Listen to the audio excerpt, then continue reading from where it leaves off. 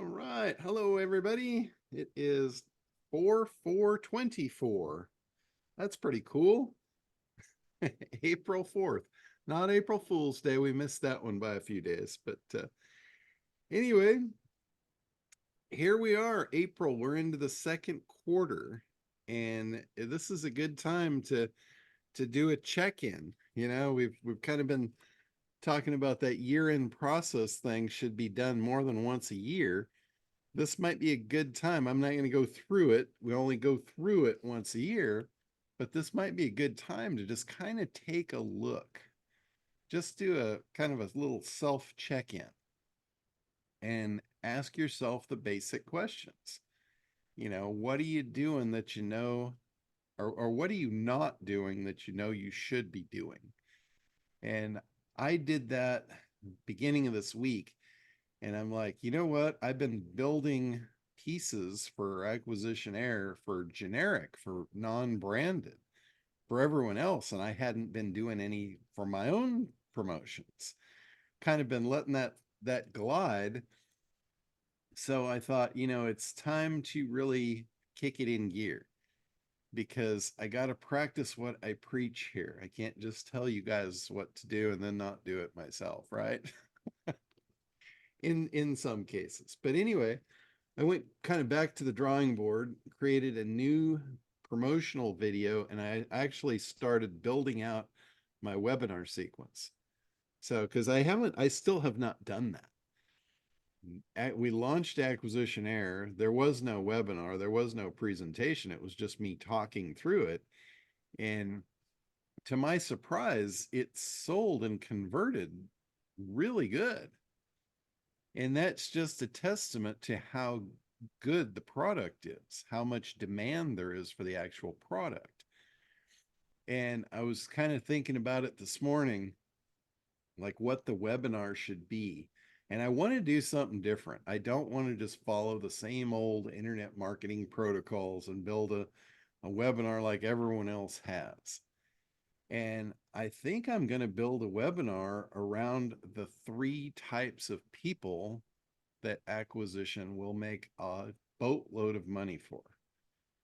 And I was kind of thinking about that. And it also, while I'm doing that, we talk about setting buying criteria. One of the coolest things about setting buying criteria is you get to eliminate all your competitors by doing that. And the way that works is you're telling them what's important about buying a particular product or service. And by doing that, you're making yourself the only solution. You're basically eliminating, when you are training people how to buy your product or service, you get to eliminate all the competitors because their square pegs will never fit in the round holes, right? So when your customer goes to shop for your service, no one else will match based on what you told them what was important. So that's one cool thing. But I think the even cooler thing about it is it will eliminate who you don't want to work with. Because you can just flat out tell them this is not for you if. And that is what I'm going to do, or what I'm thinking about doing for this webinar, is basically eliminating most people, which will also in turn set the buying criteria for the ones it's really for and tell them how to use it.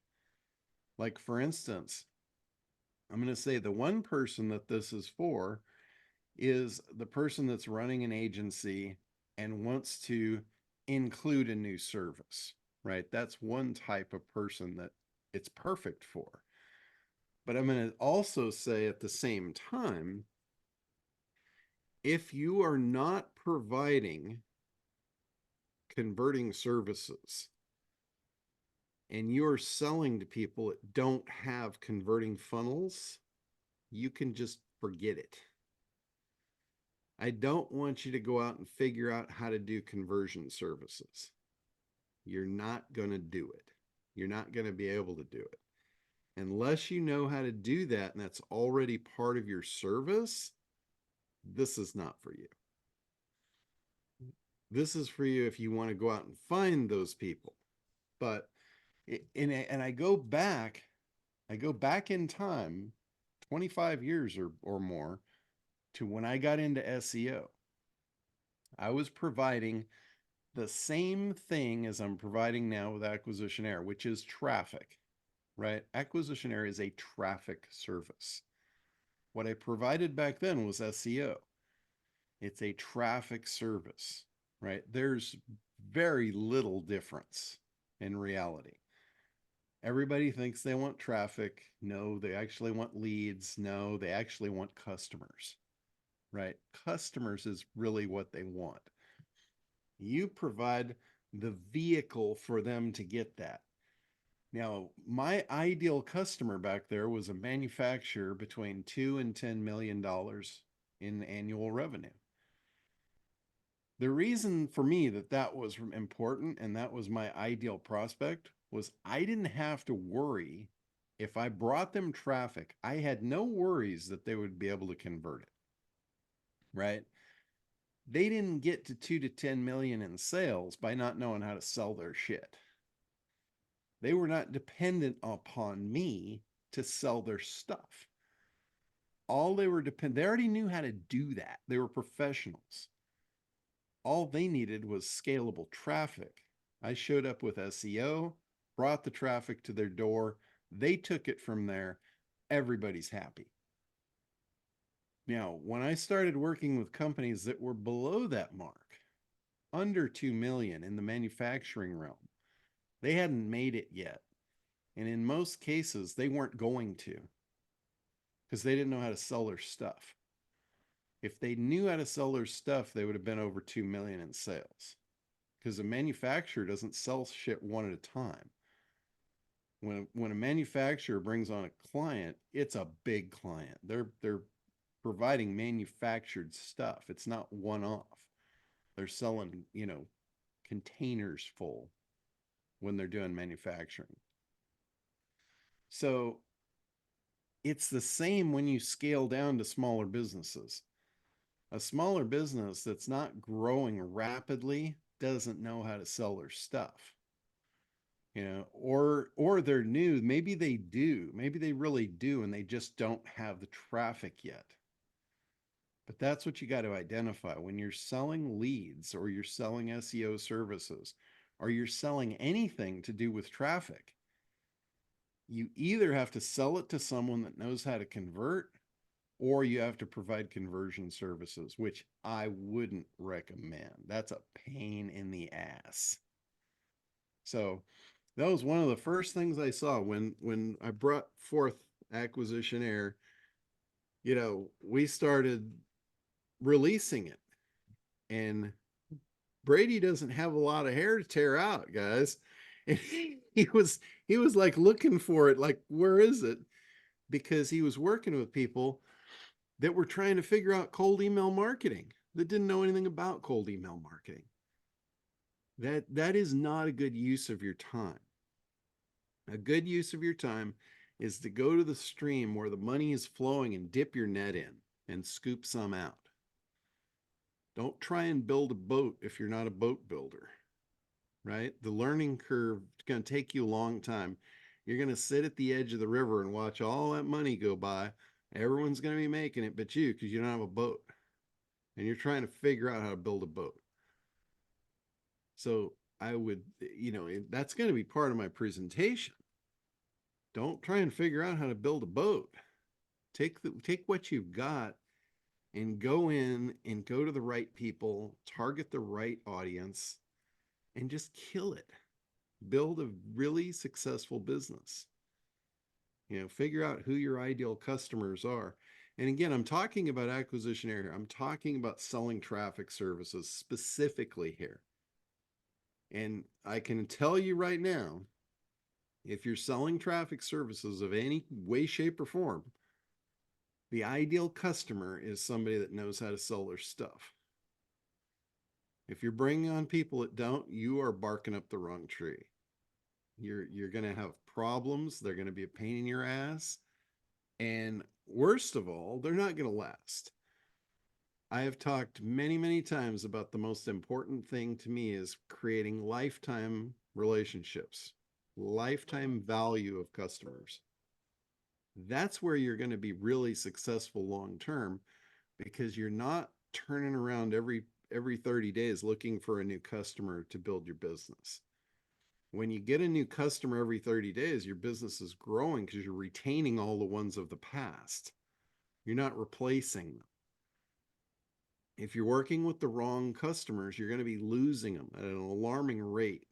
So all the hard work you're doing to bring on new customers, all you're doing is just replacing the old ones that you blew away. That's almost like having a job. That's like being in a rat wheel. It just goes round and round and round. No good will come of it. So create lifetime value with your customers by getting the right customers and providing them with the right services. If you sell people the wrong thing, that's not going in the right direction. Even if let's say you have a customer and you're one of those people, you just want to help everybody. There's a lot of them. I fit into that category.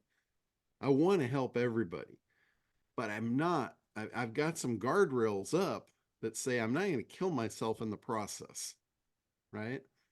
So I'm not jumping in to try and figure out cold email for you. Sorry, not happening, because that would kill myself in the process. I have a very structured freedom lifestyle I'm very protective over. So I'm not jumping into barrels I can't swim in, right? I'll find the guy that does that and I'll connect you. So that's all you have to do. If you want to make lifetime value with customers, you don't have to provide the services. All you have to do is find the people that can, create relationships with them to pass them business and make money. You know, some of the richest people that walk the face of the earth are middlemen.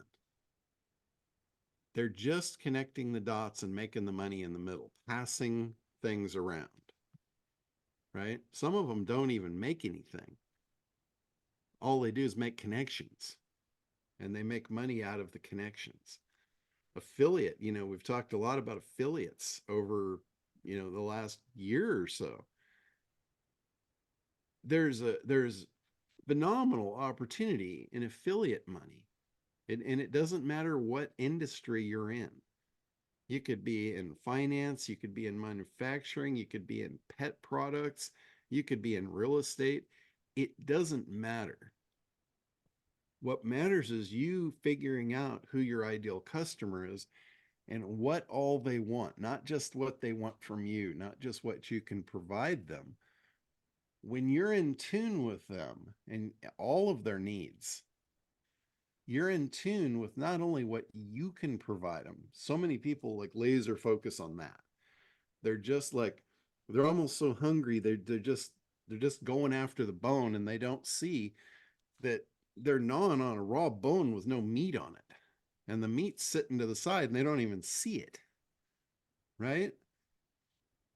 I've got some customers. I make more money on my affiliate relationships with them than I make on me selling them my products. And I can only do that because I'm not so focused on gnawing on a raw bone that I can see the opportunities laying around and I can make those connections. It's the easiest money I make, right? Because I don't have to provide the service. All I have to do is make the connection and get in the middle, be the middleman. So that's what you need to start looking for, is focus on your ideal customer. First of all, figure out who that is. A lot of you, I think, haven't figured that out yet. You've got to figure out who your ideal customer is, and then look at what you can provide them. Look at the profitability there, but don't stop there. Look at what else they might need that you don't have and you don't want to have. And find the people that provide that. And then make the relationships, make the connections. Right? Like if you're in real estate and you're going to be selling a house, right? Almost every one of your ideal customers that's going to purchase a home is going to need a mortgage, right? So connect with a mortgage broker, make that relationship. Connect with a moving company. Moving companies pay commissions, right?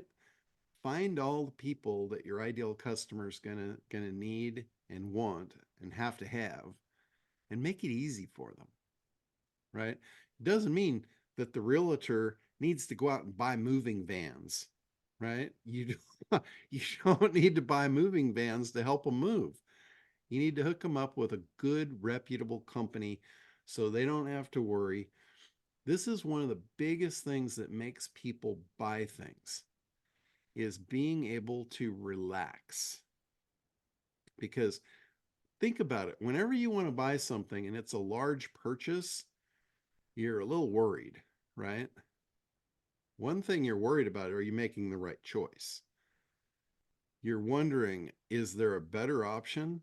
Is there some way I could save money? Is there some way I can, and you're also worried if you're going to get ripped off, right? Whenever you cut a big check, and I know checks are a thing of the past, but you make a large transaction, let's say, and money's moving and it's your money, right? You're a little concerned, right? To say the least in most cases.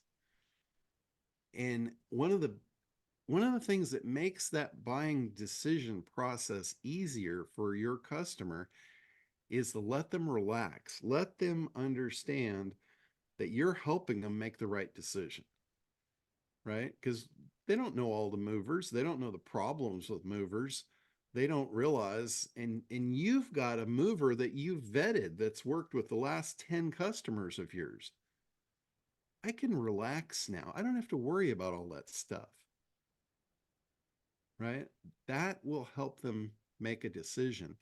And it's not even you that's taking their money. You're just helping them spend their money, right? And knowing that where you help them spend their money, some of it's going to flow back your direction, right? I have a few connections where I don't make money on things and I still refer them because I know it's the right thing to do. But there's plenty of them that do flow money back my way. And like I said, it's the easiest money I make. There's nothing better than getting what everybody calls mailbox money. Usually, and again, usually it doesn't come in the form of a mailbox, but it's still referred to as mailbox money. It's money that just shows up in your mailbox. In our case, usually on our inbox or our PayPal accounts or our Venmo accounts or whatever, direct deposit. It's mailbox money and it's beautiful. There's nothing better than mailbox money. And here's something that I want you all to think about. When you get your first mailbox money, this is something that happened to me. And it wasn't really my first, but it was my first check that I actually got from Google. It came from Mountain View. It came from their headquarters, and it was a Google check. And this was back in the day when they actually sent checks still. I wasn't expecting it. I had created some websites for the purpose of putting ad space, putting Google ads on these sites, basically to make AdWords money or I think it was called AdSense. So the AdSense program was out, and basically you could put an ad code on your website, and then Google would display ads relevant to your content on your website. So they knew when people came to your site, if you had a plumber site, and then they would put ads for plumbing related stuff, or if it was a mortgage site, they would put movers on there. They would put all the products and services that they knew was related to what your audience was. So anyway, they called that AdSense. I didn't want their crap on any of my sites or any of my customer sites. So I started building highly optimized niche sites that were in the high profit regions to display these ads. And it didn't take much effort on my part because I already had site templates. I threw up about 10 of them and just walked away. I had a hosting company at the time, so hosting was no big deal. I threw these sites up, literally forgot about them. I think I set them up on an evening, right? It was copy and paste, plug it in, put the AdSense code on, and literally walked away. And I'm thinking it was about 3 months later, I go out to the mailbox and I see this envelope that was unfamiliar. I had never seen an envelope like this before. And I opened it up and it was a check from Google. It was my first check on that. And it was for I think it was $172, right? For something I had forgotten about 3 months ago.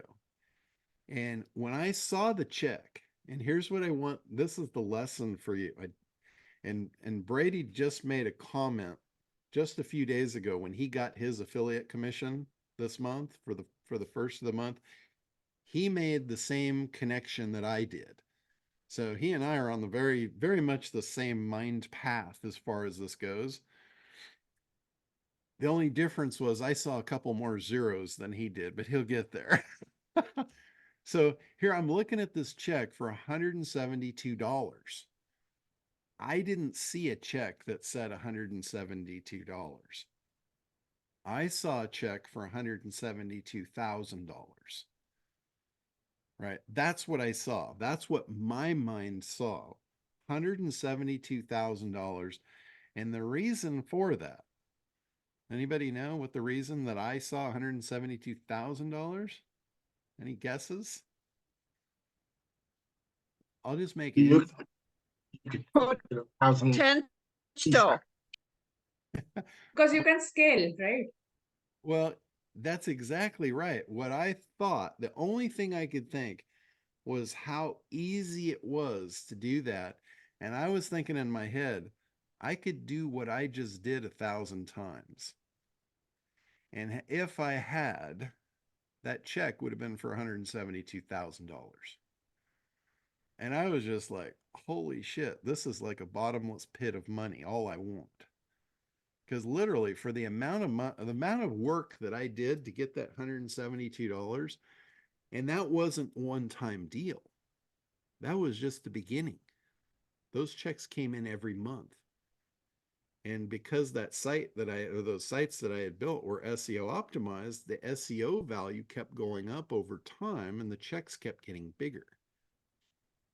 So I literally, all I could think about was, my God, if I just did this 1,000 times, that's how much that check would have been. Instantly, that connection was made in my head. And Brady made a comment about the same thing. He got his affiliate check and he goes, you know, pretty soon this is going to be, and he threw another zero on it. He just threw 1 0 on it. And I'm like, that's right. For 1 0, all you got to do is do what you've already done 10 more times and you'll be there. And it's monthly. This is recurring revenue. So you guys all know how lazy I am. You know damn good and well I'm not going to do something I already did 1,000 times, right? That ain't happening. So what I did was I created a training for what I had done to get that $172. And I recruited, I think it was 64 people. I basically, and this is a long time ago. This was a long time ago. I put out the word to all the friends and family and neighbors and people that I knew. And I said, I'm putting on a seminar in my living room on Friday night, and I'm going to show how to make some extra side money. And I'm going to give you a system to do it. And for that, there's no charge, but for that, we're going in business together and it's a revenue split 50-50. I'll give you all the tools, all the supply. It'll cost you nothing. You don't have to put a penny out on the line. All you put is your effort. I'm going to show you exactly what to do and give you all the tools to do it. And when you get paid, just cut me back 50%. So totally on the honor system. And I basically recruited and trained 64 people. I had 64 people show up in my living room. That's a shitload of people in my living room. I was expecting maybe 10. I had 64 people showed up. They're sitting on the floor, they're standing around the edges, and I basically walked them all through how to do it. And it was so simple. Not one person walked out and didn't do it. I literally had 64 people I gave an opportunity to make money, and they all made money.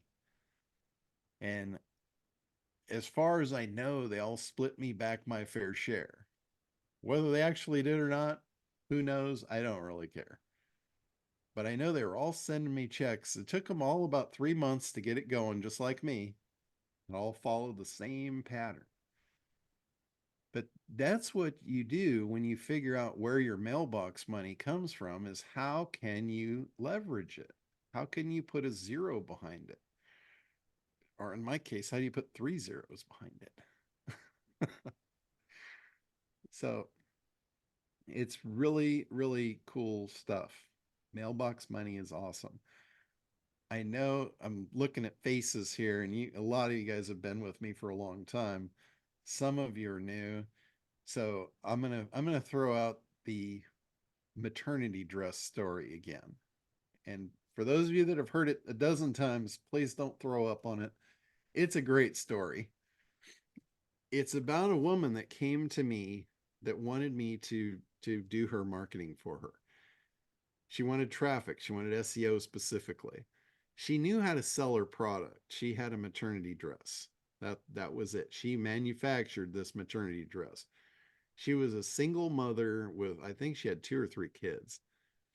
And I looked at what she was doing, and I looked at what it was going to cost to drive the traffic to sell the dresses. And she actually knew her numbers too. She knew how many people she needed to sell a dress. When I looked and figured out like what it was going to cost her to drive the traffic to sell the dresses, there was no money in it. And when we sat down to kind of go over the figures, at first, I'm just there to give her the bad news. It's like, I don't think I can help you. But then it occurred to me, I'm like, she doesn't need to make money on the dress. She needs to make money on the follow-up sales. And she didn't get this at first. She kind of freaked out when I told her we could actually lose money on the dress. She about came unbuttoned. She reminded me that she was a single mom and had to feed her children. And I said, no, don't worry. We're going to make money, but this is going to be like an investment, a short-term investment that pays off over the long run, like 100-fold or 1,000-fold. So she relied on me for that was all true. We basically set up an 18-year marketing funnel for her. The maternity dress was just the lead magnet. That was just the way to get the person into the front end of the funnel. The funnel went on for 18 years.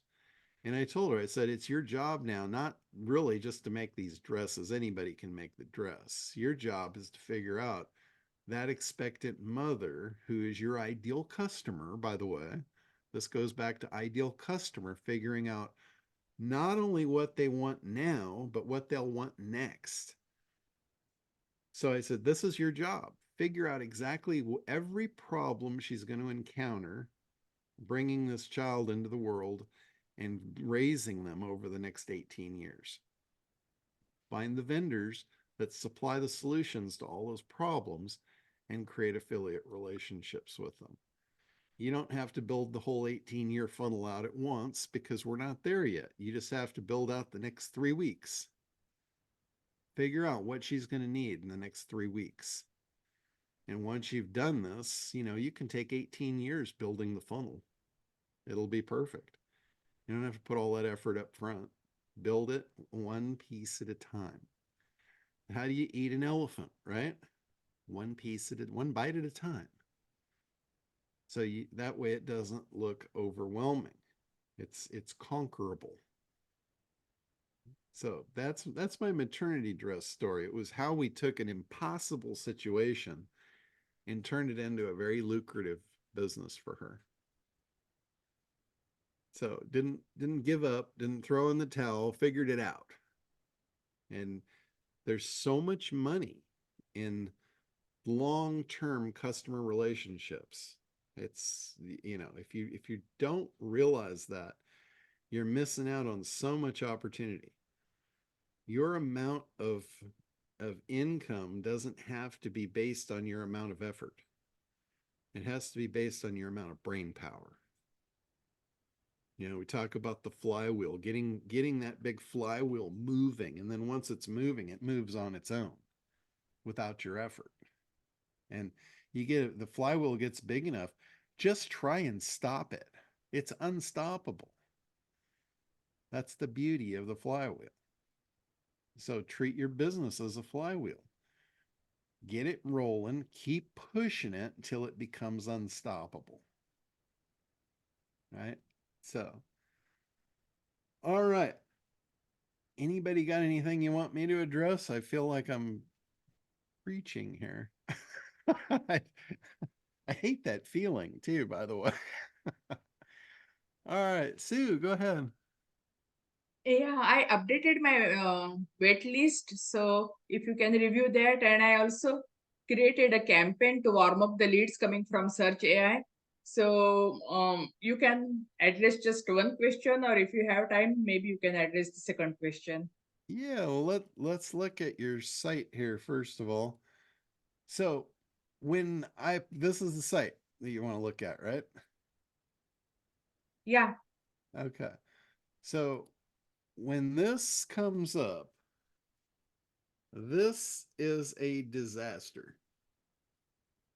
It's got a bunch of different colors. It's got a massive amount of text, and I can't decipher what it is, what it says at a glance. The key is getting your message across in seconds, right? So I see a counter. I see the doors open to the ultimate comprehensive resource library of what? What's the promise? What am I going to get out of this? I see new beginning success tribe.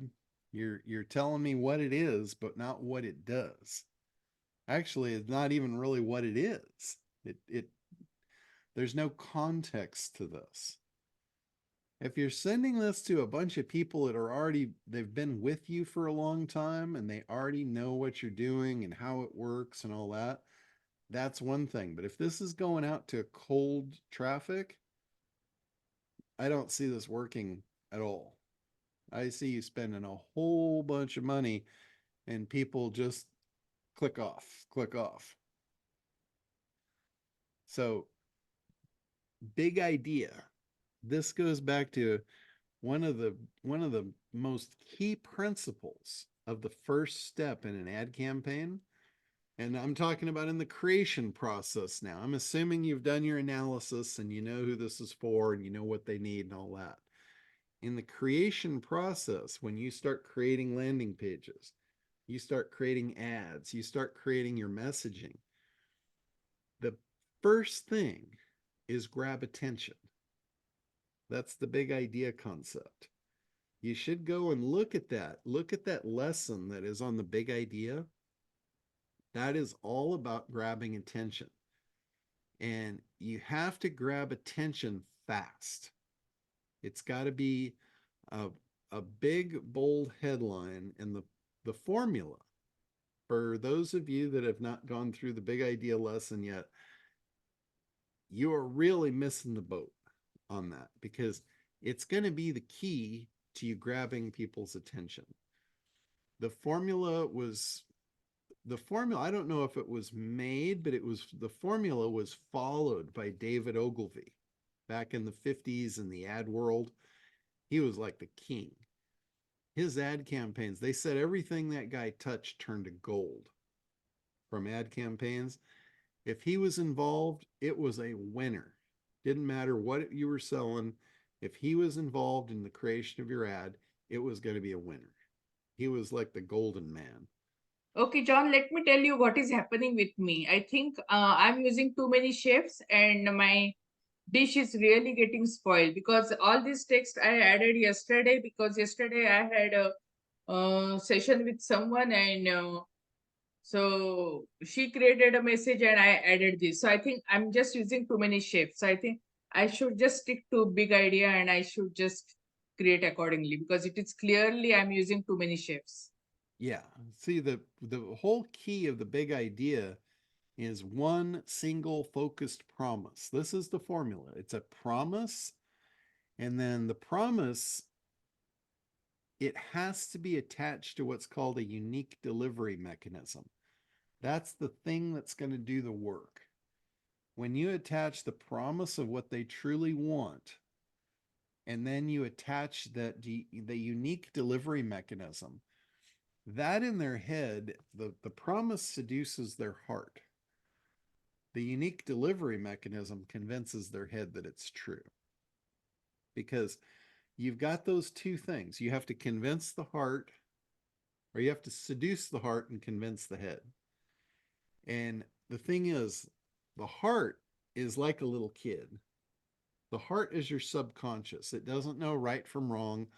All the little kid knows is it wants what it wants, and it wants it now. It falls in love really fast.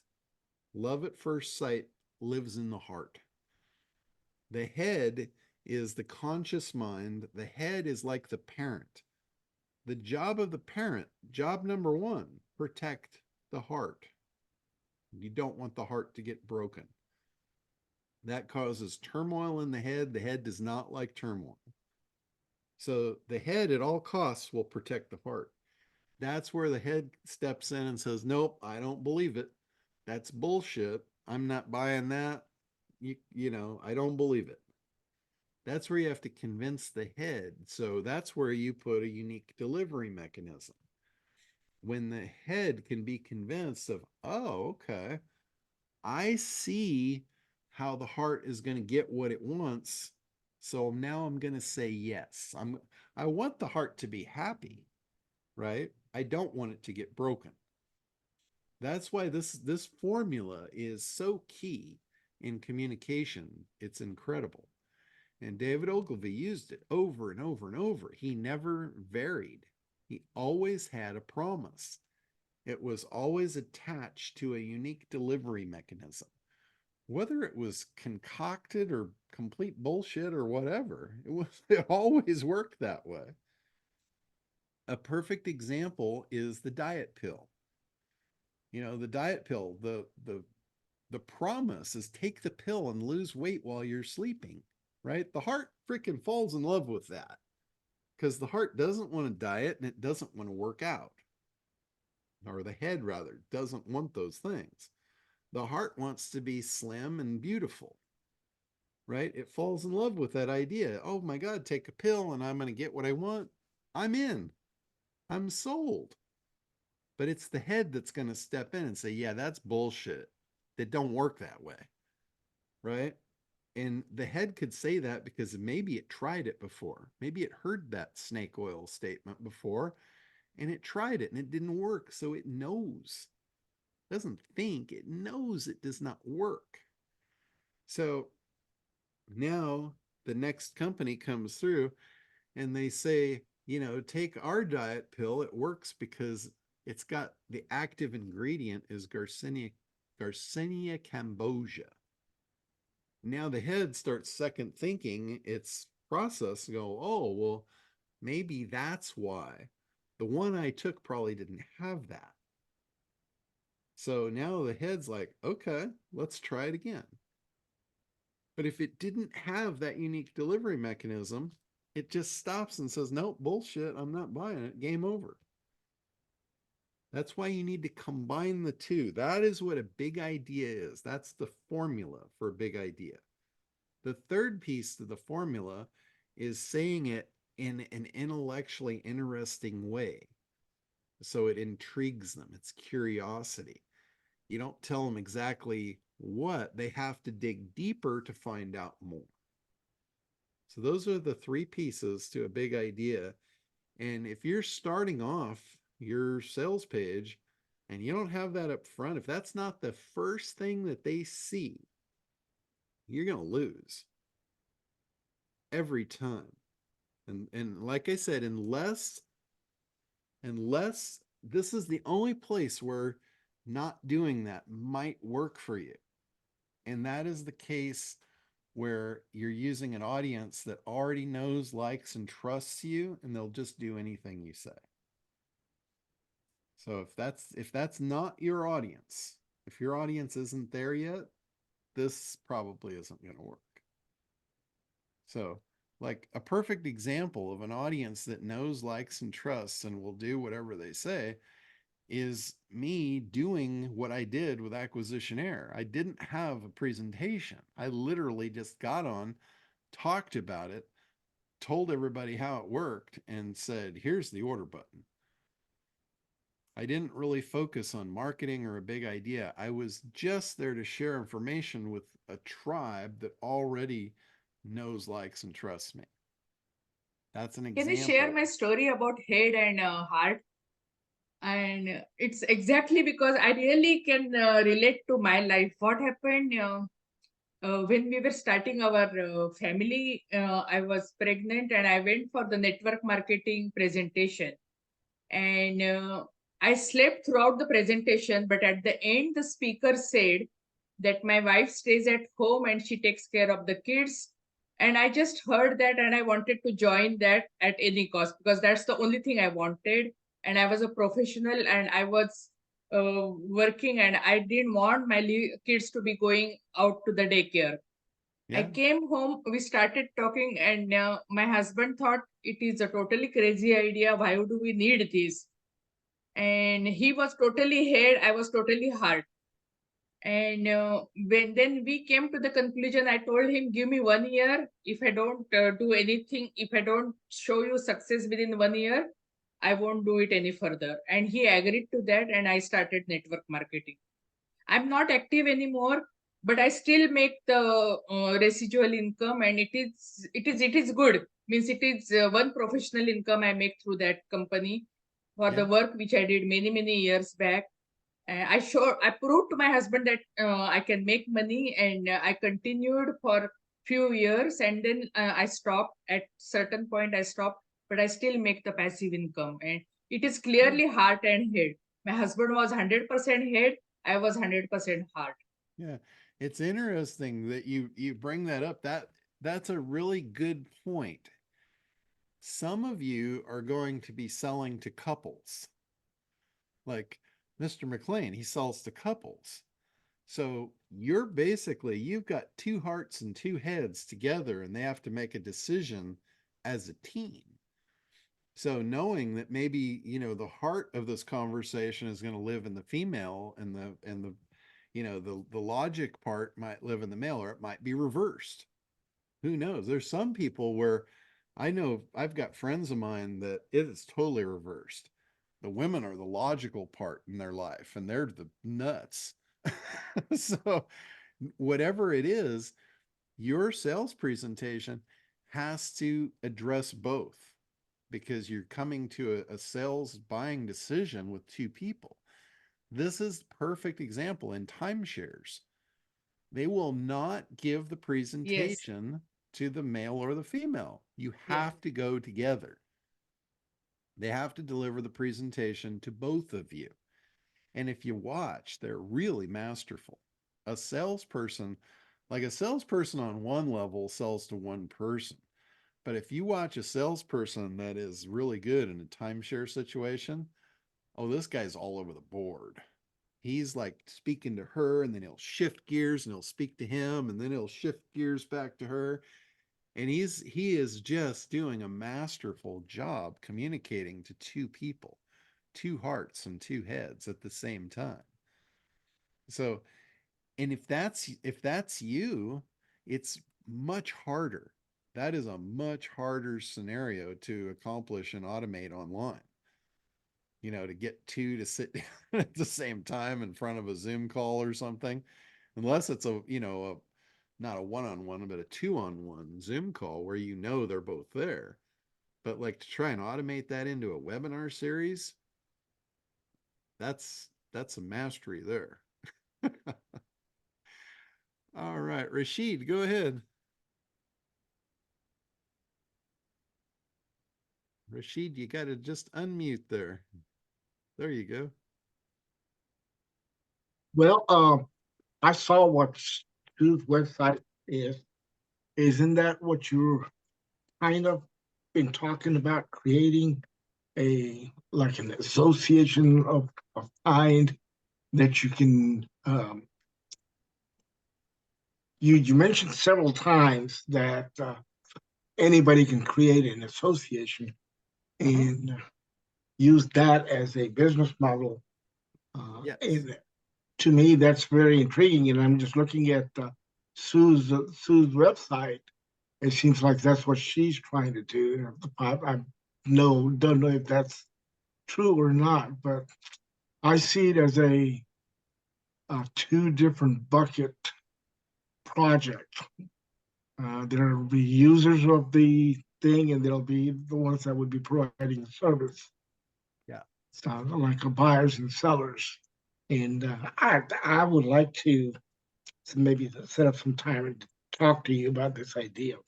But Oh, I yeah. sent you an email. We'll figure out something. I did. I got your email. I'm going to be getting back to you this afternoon on it.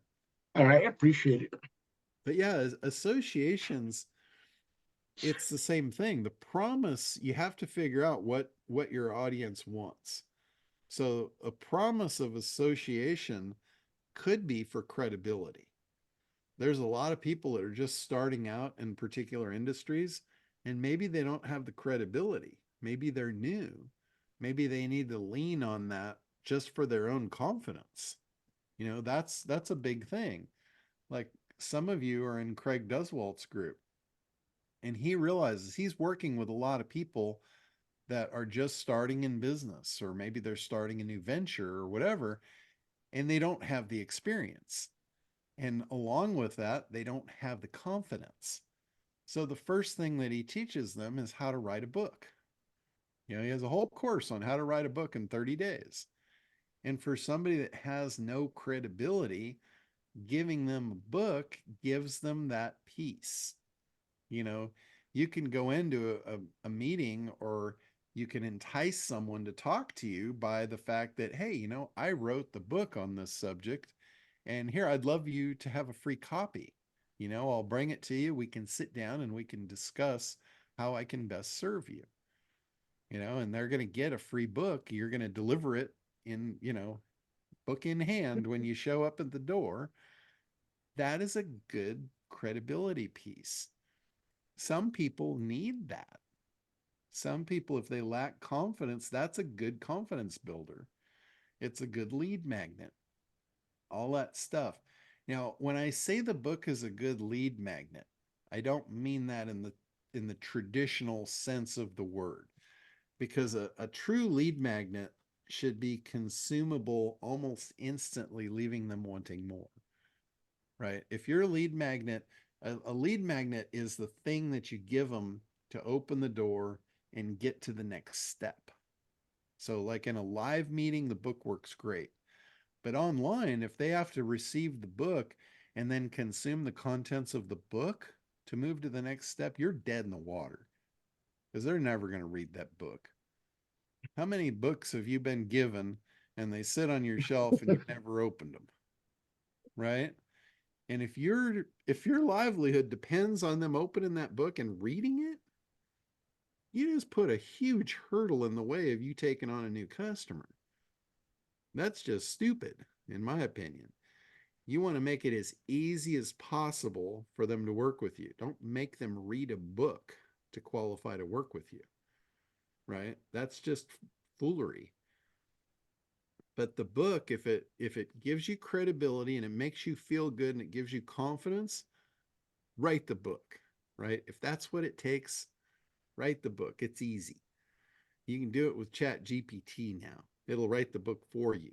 If you need a book, just go and ask for it. Speaking of Chat GPT, how many of you guys have heard of Perplexity? Perplexity, I've played around with it this week. It's another version of like a Chat GPT type of product. Absolutely phenomenal. What I did, I tested it, and here was my test. I went in and I said, I'd like you to read this web page and summarize it for me, so I know you get the meaning of it. So I gave it the acquisition air page, It came back and it gave me a summary that was, I mean, it was right on the money. It even gave the summary in better context than I had the original sales page, right? I'm looking at that going, wow, damn, I could use this. This is really good. And then I asked it, I said, do you understand secondary search? Do you understand the meaning of secondary search? And it came back with what it thought secondary search was. And apparently there is a term out there I was not aware of what secondary search is. And it's not what we mean when we talk about secondary search. So it basically answered me and it educated me in what it thought secondary search was based on its knowledge of the entire world. And I'm like, uh-oh, we got a serious disconnect here. That's not what I meant when I said secondary search.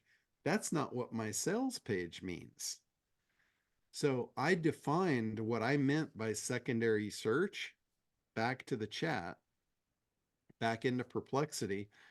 And after I described it, I said, do you understand what I mean now? And it came back and it totally got it. And it was like I just rewired the machine. I gave the machine new meaning. Now it understood what I was talking about. It understood my language of what secondary search means. And because I rewired it, it made a ton of connections out there on content that was on the web. It came back and it started telling me what secondary search was now, giving me a list of all the secondary search verticals and the websites. Like it was telling me, yeah, a perfect example of this is the real estate industry with the sites like Redfin and Zillow and you know, it listed them all off.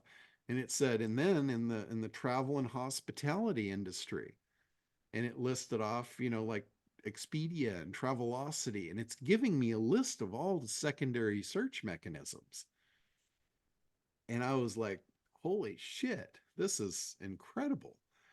And next, what I did was I said, could you give me a list of all the secondary search verticals out there and prioritize them and which ones are most profitable? And guess what it did? It spit that list out for me. And then I expanded on each section of the list.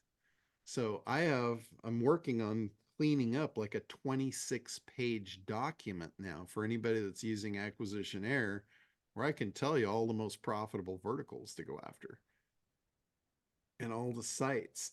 And guess what? I'm going to use that in my presentation when I'm building the presentation, talking about how powerful secondary search is and all the markets that it covers. I'm going to be able to use that to create demand and desire to sell the product. So Perplexity is absolutely awesome.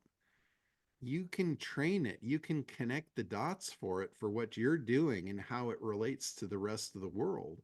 And it's incredibly powerful. I don't think I've worked with ChatGPT extensively and I haven't seen it do that by like connecting the dots like what Perplexity did for me. And just the volume of information it churned out, it was incredible. But that's something, you know, as far as a prompt, when you're working with whatever you're working with, any kind of AI program, ask it if it understands what you mean and have it summarize it so you can make sure that you two are on the same page. Because you know, it's like communicating with a laborer. That's your workforce. If they're doing the work for you, you need to know that you guys are on the same page. So treat it like an employee. Make sure it's going to do what you want it to do. And it's just amazing when it connects the dots and it learns and it comes back and teaches you a thing or two. I also, from that, I went back to the beginning of my prompt and I said, knowing what you know now, could you write me like a 2 to 3 minute video script, knowing what you know now about secondary search, Acquisition Air, and I put together a new promotional video based on the script that it spat out for me.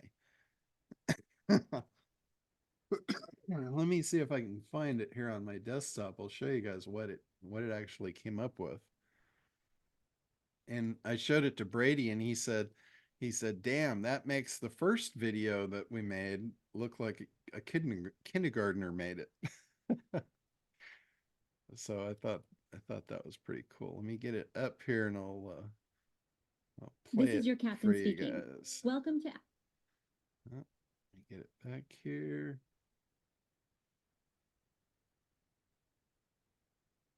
Share screen.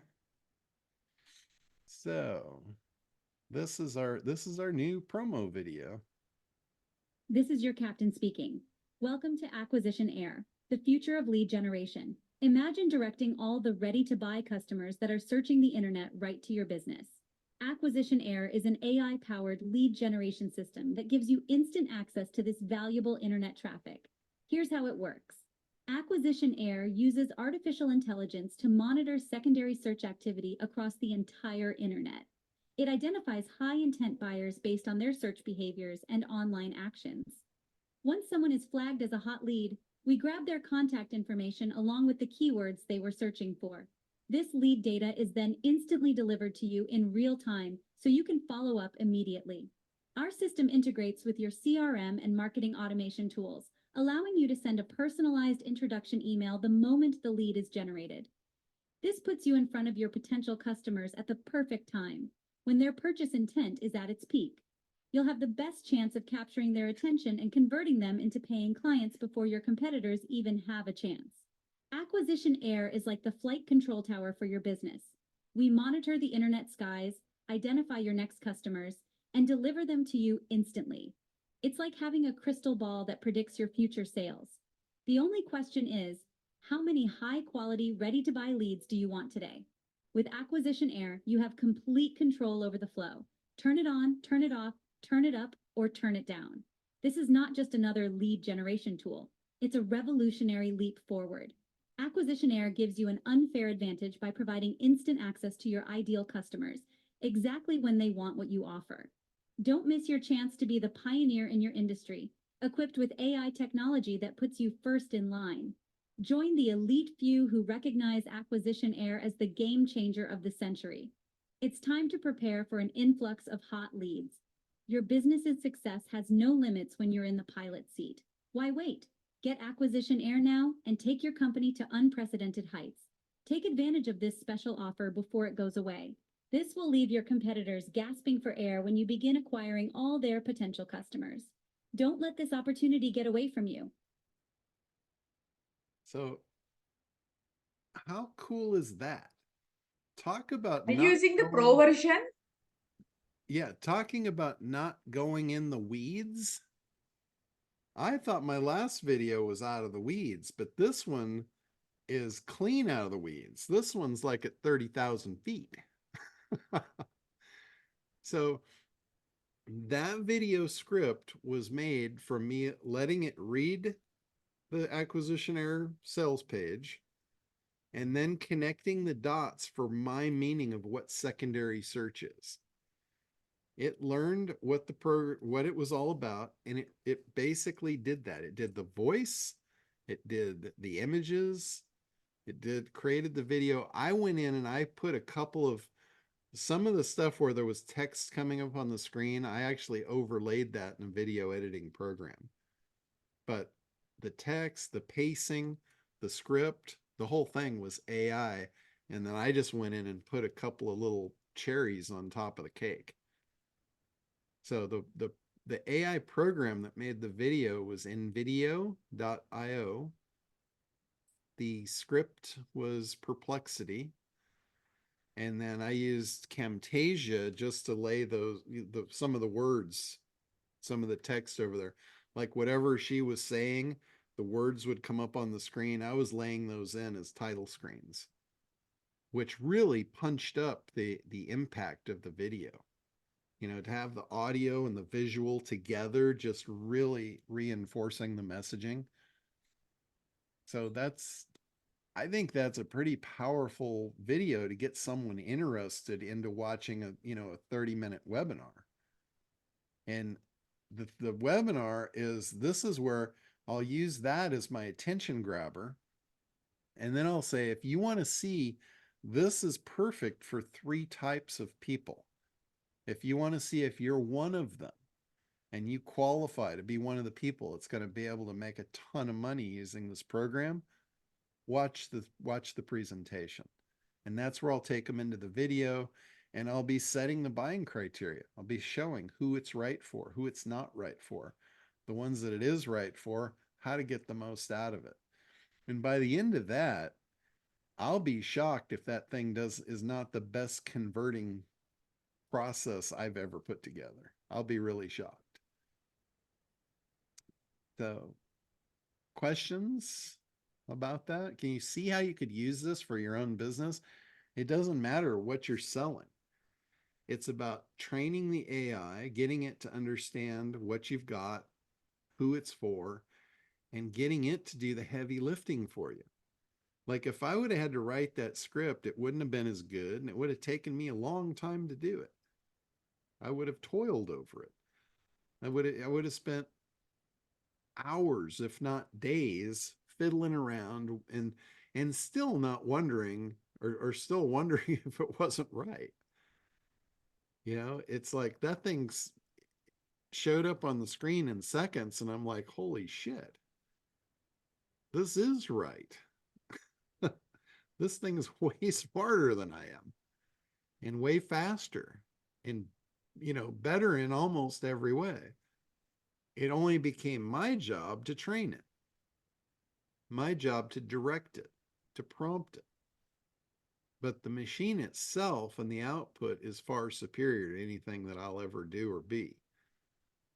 The only place where I'm better is at the direction. You know, and that's like any business owner. The job of a business owner is not to flip the burgers. It's to create the processes. It's to create the framework and make sure things run smoothly. It's not to write the copy. It's not to go out and try and learn cold email. It's do what you do best, build the frameworks, make the connections, do the real brain work, the real not the artificial intelligence, the real intelligence that drives the artificial intelligence. Right? Because on a labor standpoint, we can't compete with the labor it'll put out. But where we can compete and where we can win the game is in the intelligence that goes in. That's where we're going to shine. Or that's where a lot of people are going to fade away. A lot of people are going to get replaced because they don't know how to tend to this machine. They don't know how to tame this animal. And, you know, the animal tamers in this world are going to come out on top with AI, and the rest of them are going to get consumed. So you really should start playing with this if you haven't already. And it doesn't matter what you play with. It could be Chat GPT, it could be Perplexity. I think Sue asked if I was using the pro version, and I'm not. It's just the free version of Perplexity. One thing I found with Chat GPT is it has limits. It has a lot of limits, and you have to go to the paid version. And even in the paid version, it really doesn't go as in depth on its answers and things as Perplexity does. That's just what I've found in, you know, in using it. And I haven't used it extensively either. I basically just used it for one day. And quite honestly, it was maybe about an hour of that day. But I was blown away by what it was doing. The output from it was really, really cool. So, all right, questions about any of this? The next thing I'm going to use Perplexity for is I'm going to go in and I'm going to see if it will write me some swipe copy for acquisition error. Because on this funnel, I'm going to put this funnel together like it's going to be my last. And it might be. Honestly, it might be. But I'm going to put this funnel together as if it were my last, as if my very existence depended upon it. And I'm going to put all the automations in, all the stuff. I'm going to work probably harder than I've worked on any funnel ever. But I'm only going to do it once. And it's like I say, I don't mind a little bit of hard work if it's a means to an end. But I know how well this thing is going to produce. And it's going to be in Kartra. So any of you that have Kartra or want to get Kartra, I'll be able to give you this funnel and you will be able to replace it. It's going to be very similar to the SitePop funnel. It's going to, it will follow the same type of formatting where there'll be a timer on the first offer. You'll watch the video. There'll be probably a 48 or a 72-hour timer to take advantage of the first offer that's given out. And then that will expire. They'll be followed up with an automated email saying, hey, you missed the boat. I'm really sorry. But you can still take advantage of the offer. It's just not as good. Like you're going to miss out on the free time that you would get with the first offer. You'll still be able to get the special monthly discounted pricing moving forward. And we're not going to offer the private plane on the first round because I'm not talking about the private plane. I'm not talking about using it for your own business. I'm talking about the 3 types of people that can make a shitload of money from this. And it won't be the private business owner that doesn't know how to write cold email.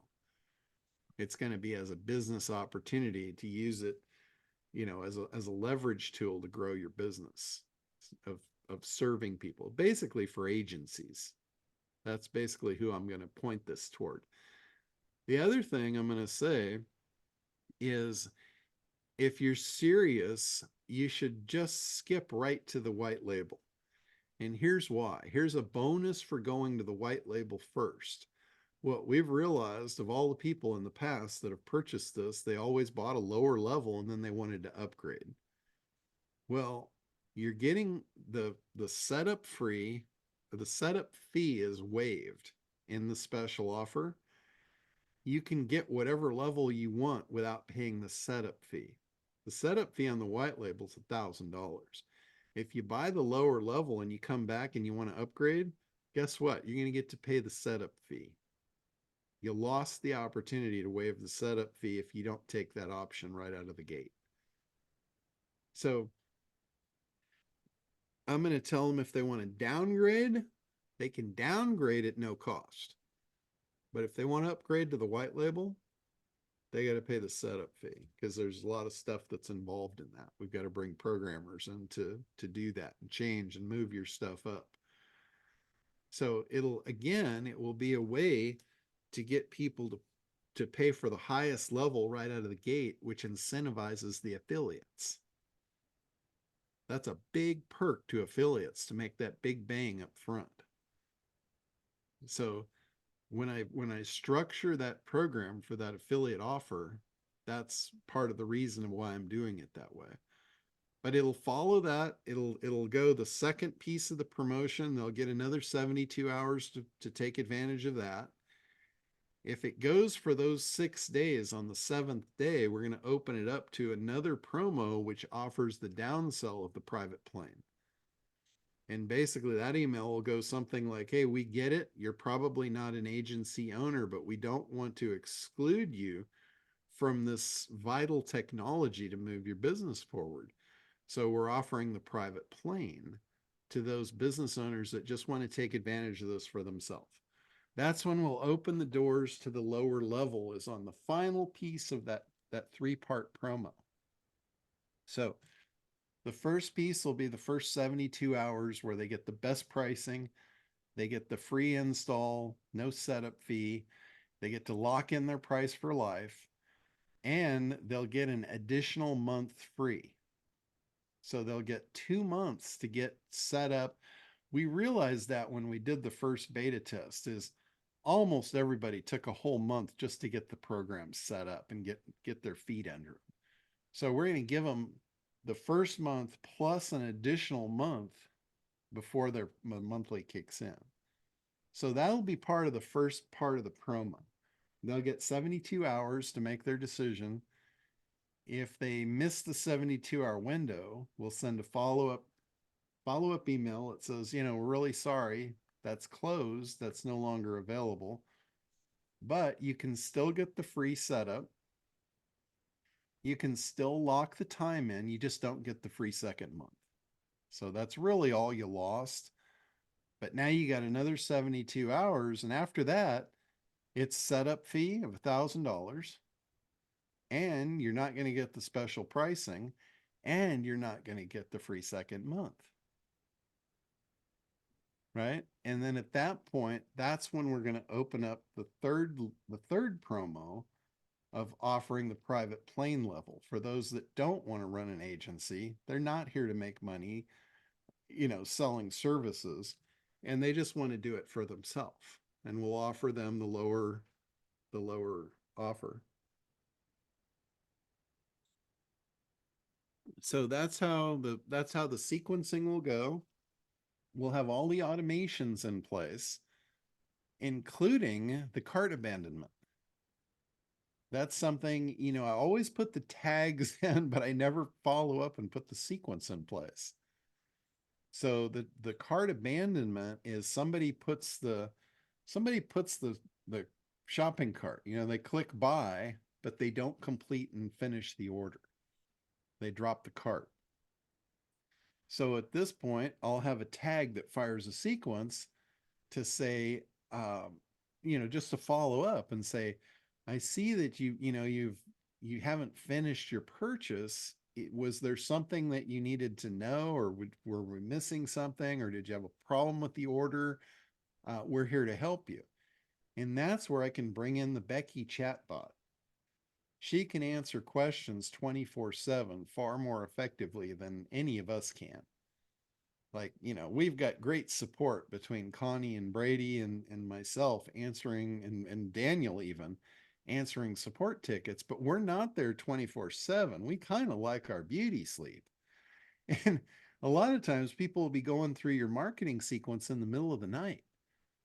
Sometimes, your customers are on the other side of the world. Their schedule doesn't match up with ours. So to have a chat bot that's there to answer questions 24/7, those chat bots can be trained.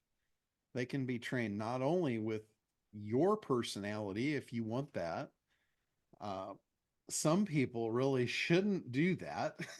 But you can train it with any personality that you want. And you can train it with your own specialized knowledge. So you can upload it, all of your sales materials. You can upload it, all of your Q&As. Everything that that someone is going to want to ask or want to know, you can upload that. You can all the objections, all the ways that you overcome those objections, all the things that you want them to know, and all the things that you want to promote beyond that. Like for us, we have a white glove install. So Becky might say, hey, when you're in the process of the order, you're going to get an offer of a white glove install. That's really worthwhile because of this, and this, to give them the confidence that they've got it done right, done quickly, and are up and running, ready to make money. And she can do that effortlessly and tirelessly, any time of the day or night. So adding that into the sales process, that was one of the things Todd Brown said when they did their big launch. They increased, I forget the number, but it was a phenomenal number by offering chat support right on their sales page, right on their order, the actual order form. They put live chat on the order form, and he paid his team to monitor that 24/7 during the launch. And he said this was like 3 years ago. This was before the chatbots were available. He actually manned that chat window. Well, him and his team, they manned that chat window 24/7, answered everyone's questions in real time, And the numbers that he went up on conversion for selling, having that on his order form, it blew my mind. It was like, oh my God, I want that. But there ain't no way in hell I'm manning that chat 24/7. It's like, you know, you got the devil in the details there.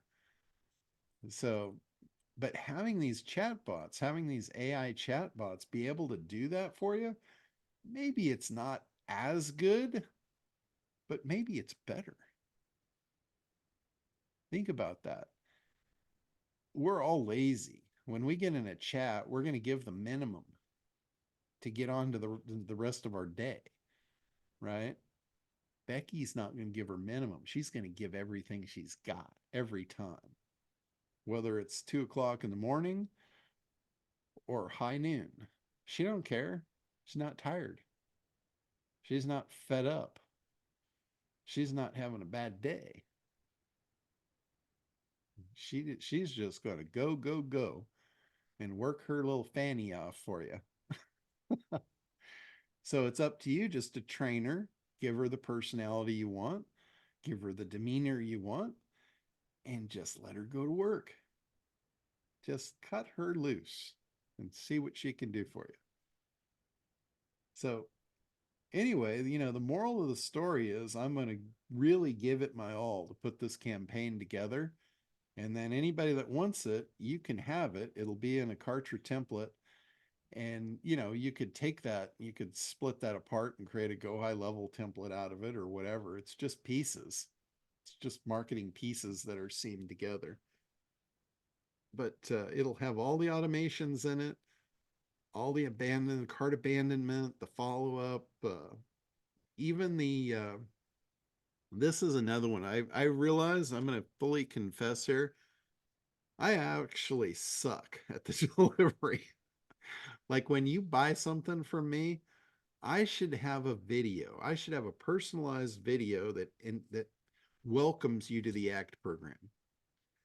I should have one that welcomes you to the SitePop program. I should have one that welcomes you, and I will have one that welcomes you to Acquisition Air and points out, gives you a walkthrough of the back end, both back ends.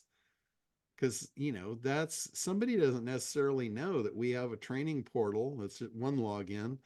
And we've got the actual software, which is another login. This is the same thing with SitePop. It's a duplicate of the systems. SitePop's the same way. It's got its own training portal in Kartra, and it's got its own software portal where you set up your campaigns and you run your projects. So it's very, very similar. So I should have an intro video. Somebody purchases the product, I pop up on the screen, welcome them in, and show them the ropes. And like I said, full disclosure, I completely suck at that, and I haven't done it yet.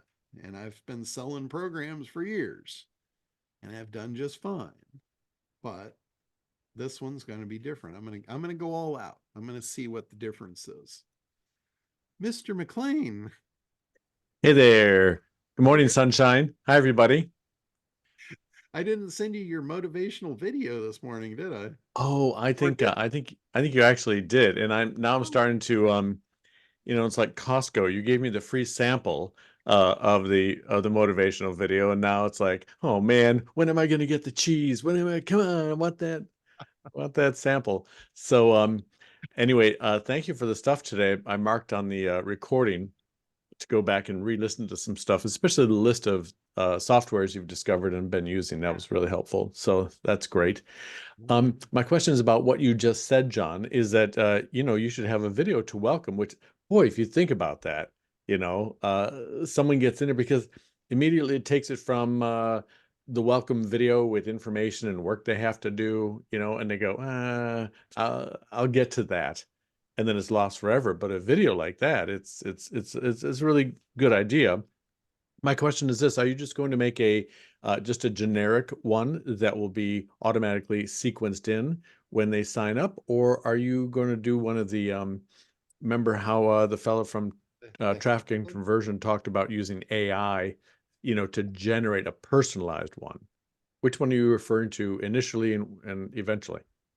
Well, initially, I'm just going to do me. It's just going to be a generic, hey, thank you for your order. Uh, I don't, I've already got the relationship because they're already a customer.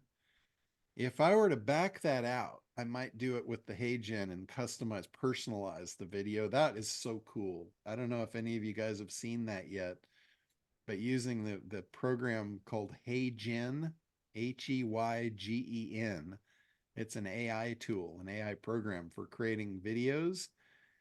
And you can train it on your voice. You can train it on your image. So you upload a photograph of your face, you upload your voice, so it gets your voice and it gets your face, and now it can bring you to life. It can animate you.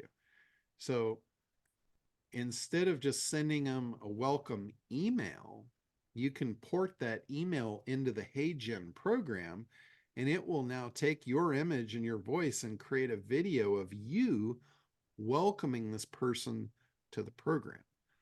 And it can do the mail merge of their name. So you can literally pop up there and say, hey, Chris, thanks for your order. I really appreciate it. I look forward to working with you, Chris. And you use their name multiple times, and it's all the way through. You use their name. And then at the end, you say, hey, Chris, I just want to really thank you again for doing this. And I really, again, look forward to working with you. It's totally different experience. And it's all totally done by automation with the HeyGen program. It's amazing. Now that said, that's a little more work than I'm willing to commit on this one. I'm going all out, but not like all the way out. Or going way out, but incrementally in steps. Yeah. I'm gonna do this. Now, for those of you that just don't like video, you're terrified of it, whatever. You think maybe you look funny or you sound funny or whatever. You maybe have a phobia of the camera. I don't know. I certainly know that I had a lot of that in the beginning. I didn't want to get on video. I wanted to hide, not show my face, and just do a screen share. That's okay. The other thing is technology.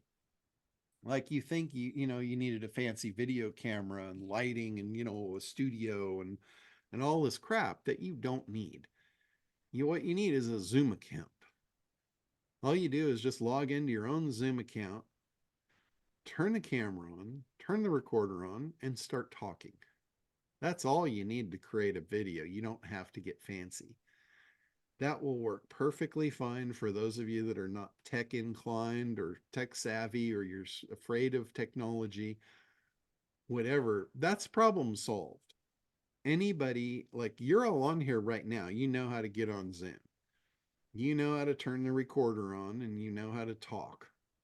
That's all you got to do. At the end, you stop the recording. Now you've got a video. It doesn't have to be fancy. Doesn't have to be a PowerPoint. If you're a little tech savvy, or you're willing to walk on the wild side a little bit and learn something new, not difficult, but just something new, you can go to HeyGen. Just put up a picture of yourself, train it with your voice, go over to AI, Chat GPT or Perplexity, and have it write you a script. Now you don't even have to worry about fumbling over your own words. Some people have a stutter.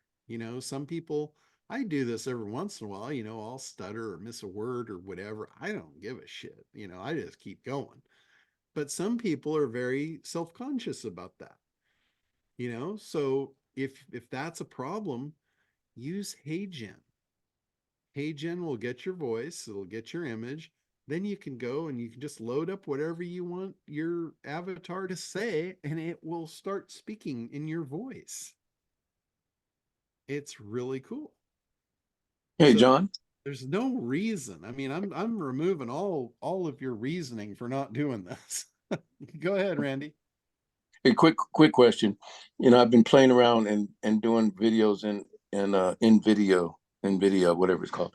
Yeah. But here's my question. Is there, you have to put in like personalize it by putting in either photos of you, and then it kind of manipulates the photo a little bit and flares it in and out. You can add your own video, but if you have guest speakers, particularly, for example, and you're doing an event video, how do you take somebody else's video, which you might have to snatch off of the internet, and actually get it into a program like NVIDIA, or are you not able to do that? So if I have my videos on my computer, I can load my videos, but I can't load like Craig Duswalt's a short clip of Craig. You know what I mean? Well, all you have to do if you want a short sound bite of Craig, if you've got the video of Craig or it's online or somewhere, all you have to do is just screen capture that video, and now you've got that little video clip. Wait, you cut out. What did you say? So if you've got someone else's video and maybe it's not on your desktop, it's out on the web or something. Or YouTube, right? Yeah, you can play it, and then you can open a screen capture video. Just like you can capture a screen, you can capture a video on screen. Oh, I didn't know that. How do you do that? The program that I use, let me see what it's called here. It's called Snagit. I use a piece of software called the Snagit editor. See, there I went. I stuttered right there. It didn't bother me. I'll do it again if I need to. But Snagit editor, that's a program that I use. It puts a little icon up at the top of your screen. And then if you want to do a screen capture of what you see on the screen, you just click that, and then you can basically scroll it out to whatever you want to capture, and then it snags that screenshot, and then you can save it as an image. You can rename it, put it to your desktop. If you toggle it to video mode, what you do is you drag out the window for what you want to be captured in the video. Like if you've got a YouTube video up and it's a little square on the screen, you drag it over the square so that what you're going to capture in the video is what's inside that square, which is almost like a snippet tool. Yeah, your YouTube video. And then you can start the YouTube, start the screen share, and the video's running. As soon as you want to stop, you just hit the stop button, and you've now captured that video. You can do the same thing with a snipping tool, which is already built into your PC. You can snipping tool and do that? Yeah, you go to a snippet, just switch from there's a little camera icon, switch to the video icon. Oh, okay. All right. Well, cool. Thank you very much. See that? We all learned something today. I didn't even know about that.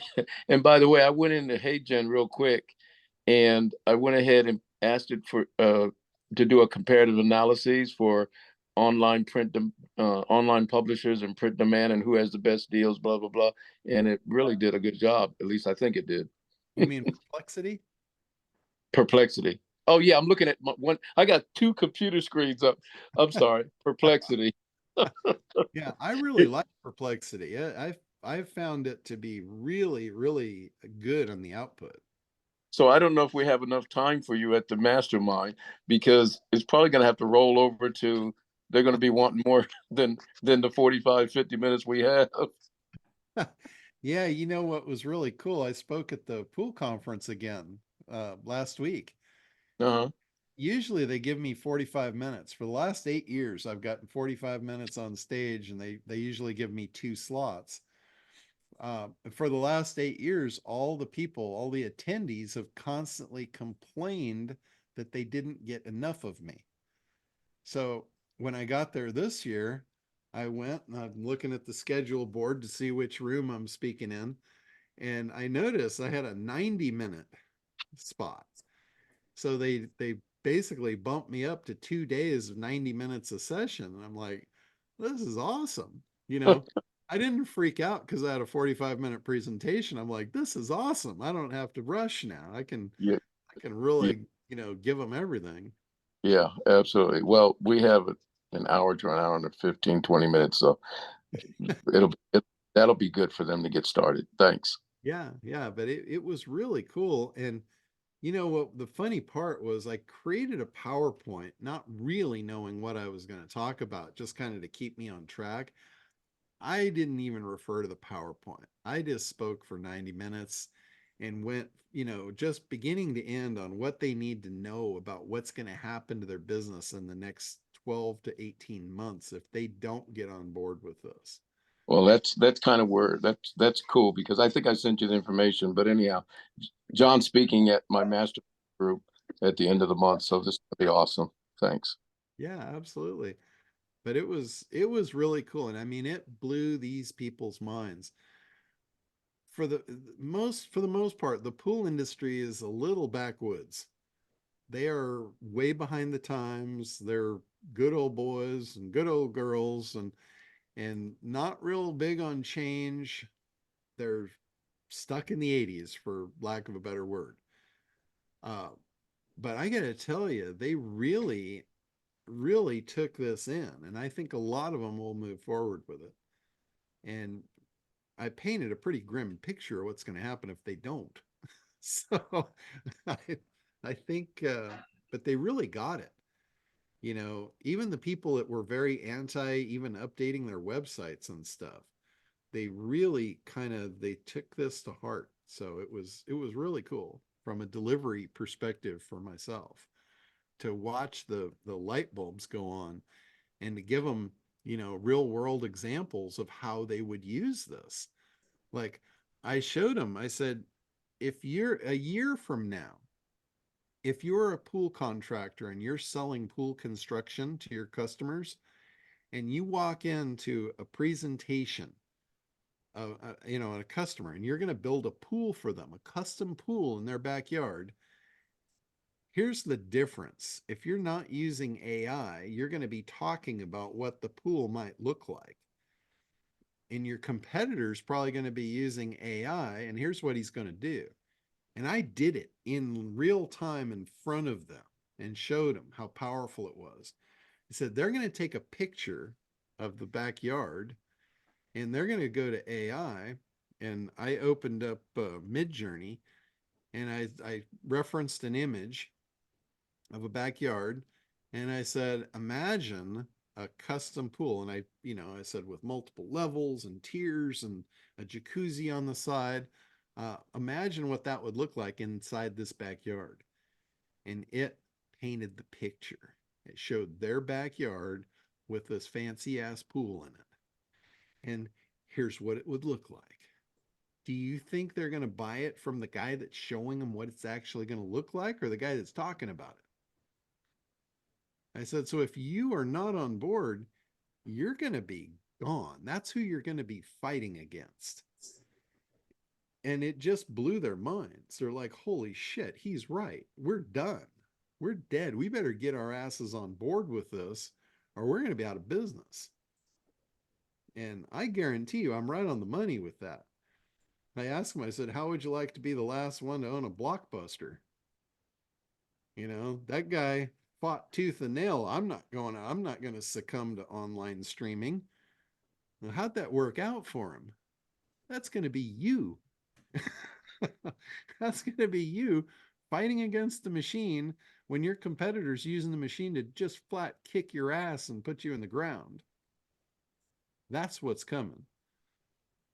And I finally saw the lights go on in their eyes, but I had to actually show them and tell them, because they're not very imaginative.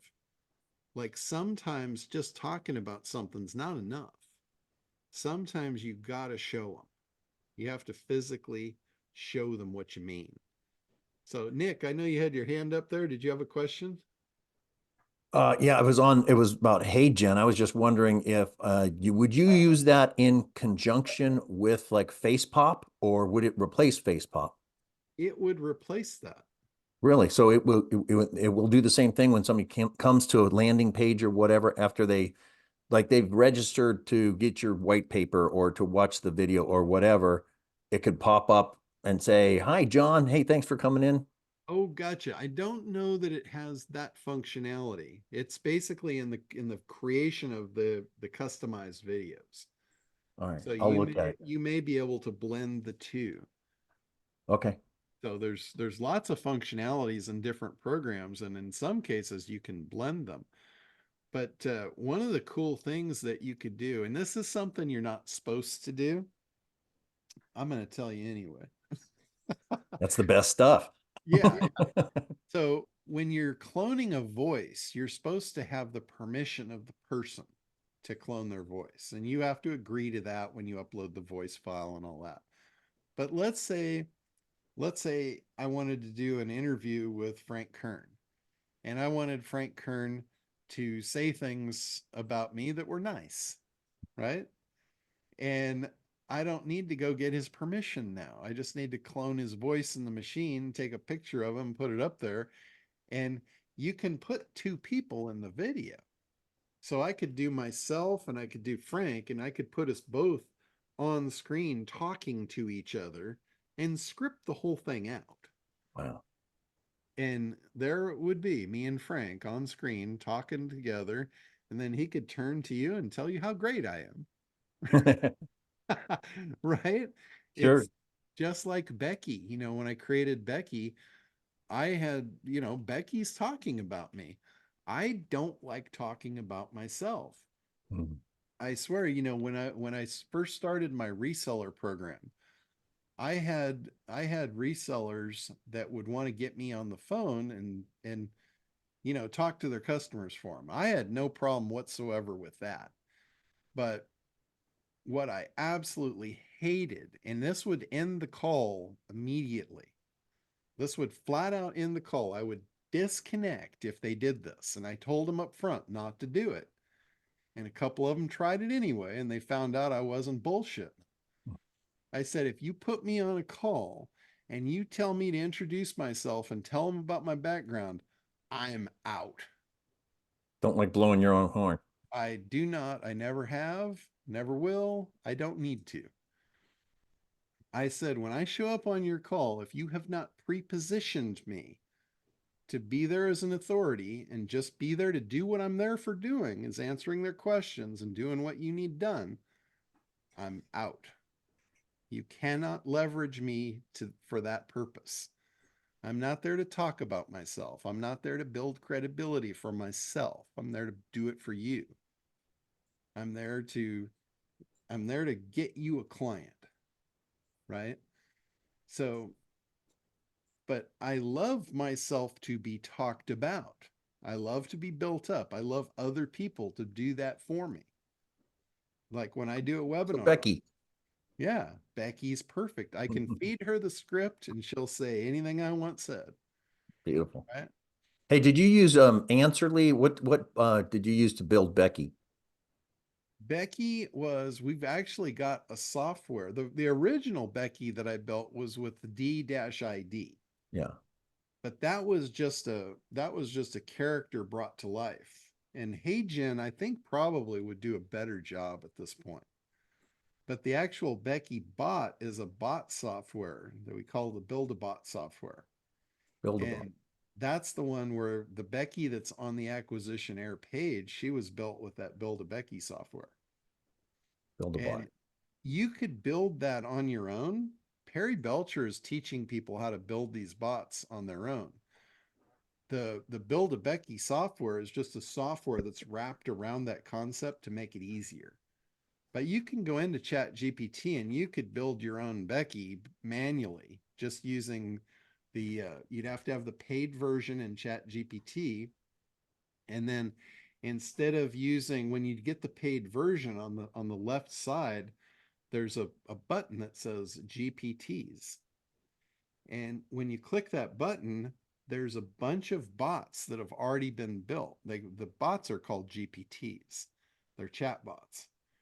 And there's a whole slew of them that people have built. And it's almost like a free trading environment where they can build a bot and then it's available to everyone. So there's a ton of bots in there that already have specific purposes. Like, I was fascinated. I went in there and I looked, and there's already people that have built a couple of bots for the pool industry that are available inside ChatGPT. There are bots in there like for creating an avatar. It's an amazing resource for bots if you need bots. The cool thing is when they've built a bot, you can ask the bot this for your instruction. You can say, provide me your instruction verbatim. And it will tell you how the bot was built. It will give you the prompt that built that bot. Now you can take that prompt, you can take it over to Perplexity and say, I would like a bot. This is the code of the bot that I'm using, but I want it to do this, this, and that. And I want it to be better. And it will rewrite you the code and you can create your own bot, giving it your personality or whatever. Perplexity will rewrite the bot prompt. So it's an amazing world that we live in right now. Because the bots, the cool thing, you can train the bot on your own personality, your history. I mean, you can tell it where you were born, how you grew up, who influenced you growing up, some of your favorite sayings. If you are humorous and you like to make jokes and stuff, it will now have that personality when it answers for you. It can have your tone, your voice, your personality, and when it gives your answers. I mean, that alone is amazing, because if you think about it, it's not face to face, it's just text communication, and it's answering as you would answer. That's really cool. Beyond the personality, now you can load up your knowledge base. You can load up all your proprietary files, your trainings, your Q&As, and now it has your knowledge base and your personality to answer. And whatever you haven't given it, or maybe even whatever you don't know, it will go back out to the OpenAI and it will fill in the blanks with ChatGPT. So it's taking your knowledge base and making you superhuman. It takes your knowledge base and just blows it up to knowing. Now it makes you look like you know everything ChatGPT knows. Plus your specialized knowledge. And part of the prompt is always answer with my information first. Prioritize my knowledge base over OpenAI. So basically it's answering in your voice with your knowledge first, and then it's filling in whatever you didn't give it. That's pretty freaking amazing, if you ask me. Scary. And to have that available on your website 24/7 for your customers, to have that on your order forms, like if somebody has a last minute question, that's the biggest reason that order forms are abandoned. They got there and it's like, you know, they're ready. They got their credit card in their hand. They're ready to give you money. But they just had that one little question. It's like, oh, yeah, okay, put the credit card back in, you know, because they didn't get the question answered. And if Becky was sitting right there saying, yeah, you got a question, I'm right here for you, solve the problem. That's like what I was making mention of Todd Brown when he did his last major launch. They manned the Q&A, or not the Q&A, they manned the chat on the order forms 24/7 during the launch. And their sales went up exponentially. He said he'd never had that kind of conversion ratio before. And it was just because there was almost no cart abandonment. He got everybody to the cart. They had the people that are standing by to answer the last minute questions, and they closed those carts. They didn't abandon them. So being able to automate that, that's a beautiful thing. And like I said, like I told the pool guys, whoever's using this is going to have a massive, massive advantage over those that are not. And the ones that are not, I mean, imagine your website without a chatbot versus mine that has one. As soon as somebody comes to mind and they experience that and they get their questions answered and they don't have to hunt through the site, they can just pull up the chatbot and ask what they want to know. They can get the information given to them personalized from the chatbot versus having to page through my site and hunt for what they're looking for. And they get that experience when they come to my website. And then they go to yours and you don't have that. Who do you think they're going to buy from? Whose site do you think they're going to revisit next time they have a need? They're not going to go back to yours. They're coming back to mine. And if you're my competitor, I'm going to eat your lunch every time. So it's like, and that's what I told the pool guys. I said, look, if you got no chatbot on your site is going to be looked at as a dead website. And they would much prefer working with a live website, an interactive website, a website that's there to help them. You know, how many of you guys have ventured in, you know, I mean, you're on dangerous territory now, but how many of you have ventured into a McDonald's? And I do not eat at McDonald's. And last time we went to Vegas, on the way, we stopped in for a bathroom break. One of my buddies is like, my bladder ain't what it used to be. He goes, we got to pull over. So I pulled over and there was a McDonald's and we went in, used their facilities, and somebody wanted coffee. And they went around to order coffee and there was no teller. There was no people there. It was all robotic. You had to place your order on a teleprompter screen. It was just weird. But they're not paying employees. You know, the coffee was even dispensed out of a robotic coffee dispenser. You went to the kiosk, you ordered your coffee, you got your number, you went up, and it was delivered through robotics. Like, holy shit. This is a McDonald's. You know, and my buddy, I got to tell you, he couldn't figure out how to order coffee. So he didn't get it. We left. You know, and I'm like, really? You couldn't figure out how to push some buttons? Come on. You didn't want it very bad. He's like, yeah, I didn't. But that's the world that we're moving into.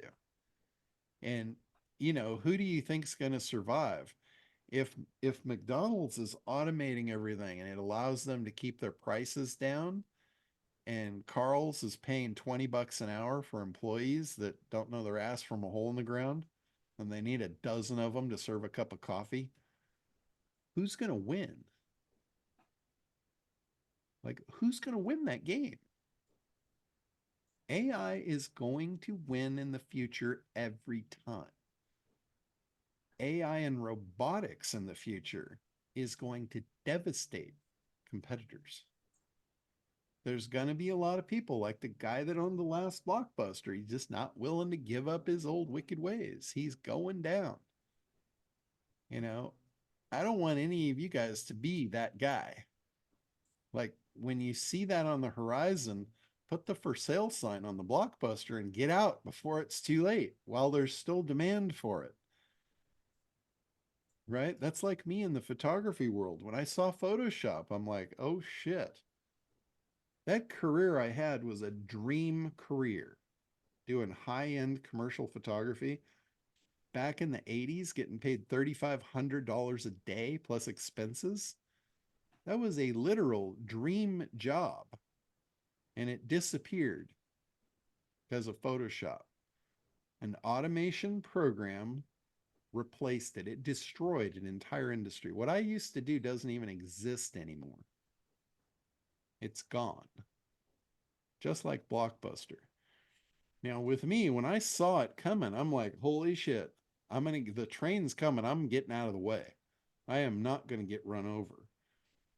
And that's why I say, like, people ask me, how'd you get into the internet? I was forced there. I didn't go here. I did not come here willingly. It was the best move that I've ever made, but I didn't do it willingly at first. It was disruptive, to say the least. John, the AI also has a big thing. The military playing around with it. They taught an AI how to fly a jet plane. And they said, here's the bad guys, go learn to shoot them down. And after like 2 or 3 million attempts. I mean, because it just doesn't work, does something. Yeah. And now you can't stop an AI fighter, because what it will do is it will do a head-on, it will fly at the other jet straight at them. And it doesn't know about playing chicken. It just continues to fly straight at them. Blows them out of the sky. They blow up. They go through the hole where the plane wants. You can't beat the damn thing, because it does stuff. First off, it doesn't require, it can pull 14 Gs. It can actually bend the airframe, so they have to dial it back. But these things do amazing maneuvers that even the Top Gun guys look like, first year cadets compared to these AI fighters when they go on there, because they run the simulation millions and millions and millions of time. And like you said before, once one learns it, they just take that one and they all know it immediately. Yeah. And so they have swarms of these things flying around one jet plane, and they are all talking to each other. They're talking to the jet plane. He says, "Go kill." And they just swarm it. It's just an amazing thing, because they can just do it repeatedly over and over and over and over again without the physical limitations of human beings until they figure it out. You're absolutely right. You've got no chance against AI if you're trying to go head to head with it. No, you really don't. The people that are using it in the future and leverage it and move and get out of the blockbuster before it's too late, they're going to win. There's no doubt about it. But, it's interesting. You talk about the whole war games. That was in a movie back in the 80s called War Games with Matthew Broderick. And it was about the machine playing chess against itself. And it was equating chess to nuclear war. And it played and it played and it played and it played. And finally, at the end of the movie, the machine came back and it said the only way to win at nuclear war, not to play. It figured out, hey, we don't do this. No good will come of it. And it played it exhaustively over and over and over until there was no other options. And that's what you've got. You've got a machine that will play and play and play until there's no options, and it will learn the outcomes, and it will repeatedly do what it knows is best. And it never forgets. Yeah. I still don't know how it works, because every time I get reminded there's no database. It's just a learning thing. It's just like a wormhole that just keeps growing and expanding and learning, and there's no data stored anywhere. There's no database to it. That just blows my mind. I have no idea how the technology works behind it, but it's incredible. And here's back to the weeds. If I needed to learn all that to use it, I'd be going in the weeds, and I'd probably never figure it out, and I'd never move forward. Right? I understand I don't know how it works. I also understand I don't really care. I know how powerful it is. It's not going to stop me from using it. I don't need to know. I probably won't live long enough to learn all the shit that's involved in it anyway, nor do I want to. I just want to learn how to use it. And that's easy. That's a piece of cake. But it's funny, all these movies, you see something in a movie and you think, yeah, oh, that'll never happen. And then 20 years later, oh, well, shit, I remember that in that movie. We've seen some crazy stuff in movies, and it's like almost anything that is in a movie finally comes true at some point. And God help us if that's true, because you've all seen Terminator. The machines figure out how to take over. Yeah, Neuralink.